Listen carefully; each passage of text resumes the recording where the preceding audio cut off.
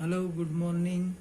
तो अपन ने buccal cavity का स्ट्रक्चर देख लिया था। अब अपन एलिमेंट्री कैनाल्स के नेक्स्ट पार्ट का स्ट्रक्चर देखते हैं। तो buccal cavity opens into the pharynx, then pharynx opens into the oesophagus. Oesophagus, it is a long tube about 25 centimeter in long,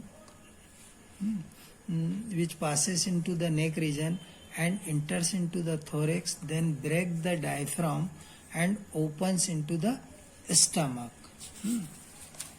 Inside the esophagus, a gland is present called goblet gland, which secrete mucus, which provide the smoothness to the wall of esophagus. Due to this reason, food easily slips down into the stomach.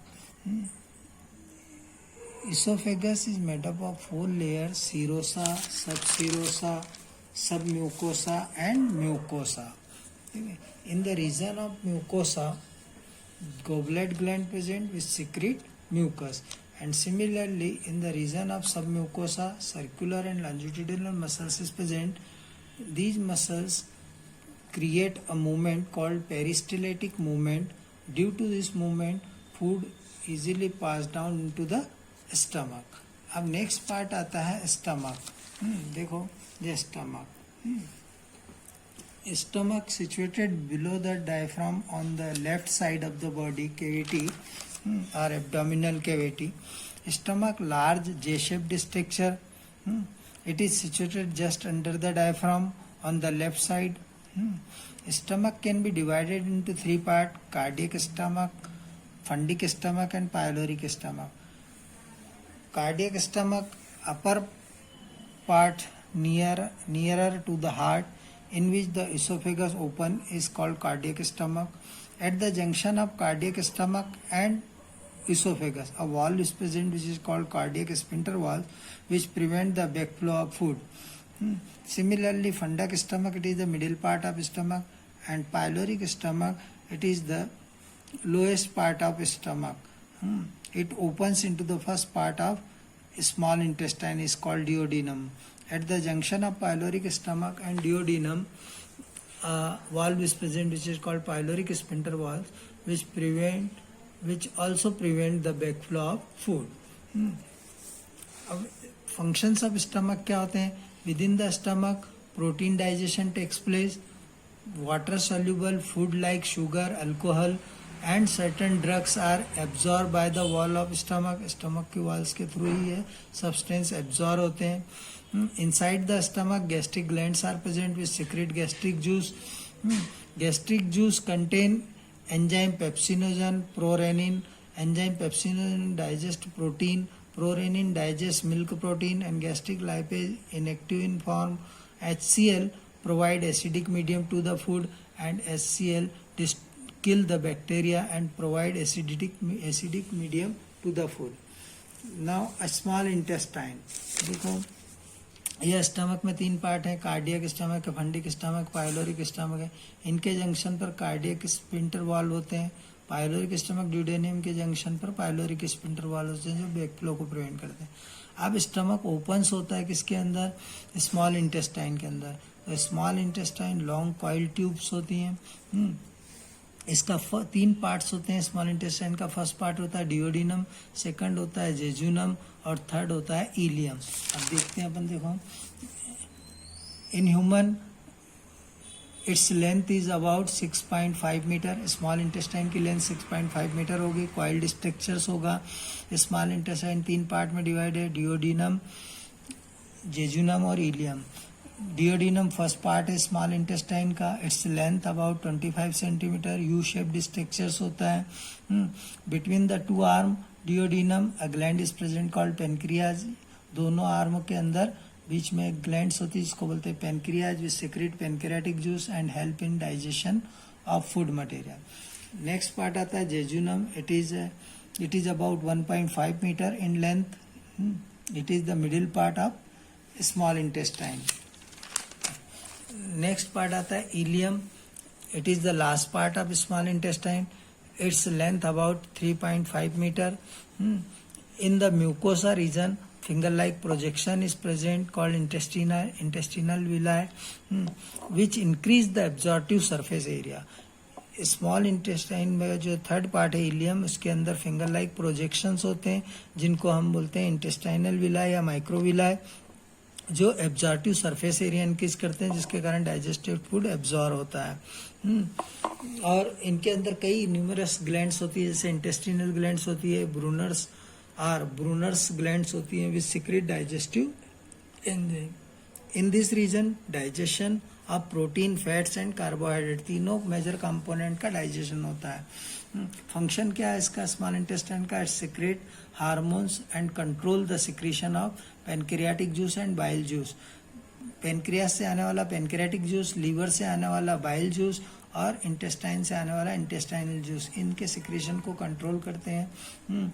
फिर it carry out digested and absorption, it carry digestion and absorption of digested food, और ये digested food का absorption करती हैं और digestion कराती हैं। अब आती है लार्ज इंटेस्टाइन। देखो लार्ज इंटेस्टाइन ये पूरी स्मॉल इंटेस्टाइन है, जिसका पहला पार्ट डिओडिनम, फिर जेजुनम और फिर ileum. Large intestine present around the small intestine.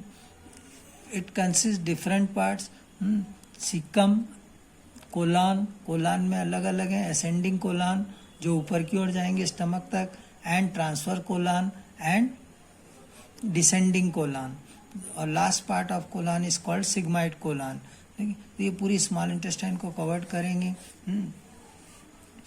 पहला पार्ट आता है caecum. At the junction of small intestine and large intestine, a rounded structure is present, which is called cecum. From the cecum, worm-like structure is originate called vermiform appendix. In human beings, vermiform appendix, it is a vestigial organ, but in herbivorous animals, it is the functional, because the digestion of cellulose takes place. क्योंकि plants, animals जो होते हैं herbivores, वो plants लेते हैं, इसलिए उनमें cellulose का डाइजेशन होता है। हम लोगों के अंदर सेलुलोज का डाइजेशन नहीं होता, ठीक है, वो रफ एज में कन्वर्ट हो जाते हैं, जो हमारे फिशेस को सॉलिडिफाई करते हैं। इन colon, ascending colon, transverse colon, descending colon and sigmoid colon. In this region, undigested food is flow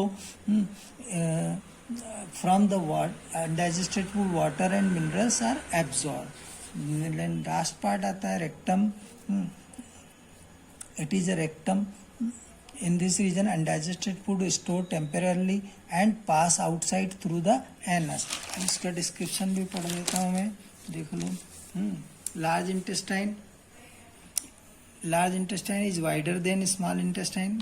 small intestine से ये चौड़ी होती हैं। It about 1.5 metre long around the small intestine. Small intestine के चारों ओर होगी।